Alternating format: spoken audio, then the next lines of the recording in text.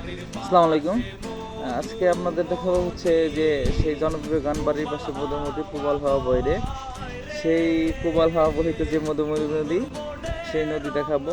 আর already আমি আমার গায়ে প্রবাল হাওয়া লাগাইতেছি, তো সেই ক্ষেত্রে স্মৃতি হিসাবে আর আপনাদের দেখানোর উদ্দেশ্যে একটু নদীর ভিডিও নেওয়া।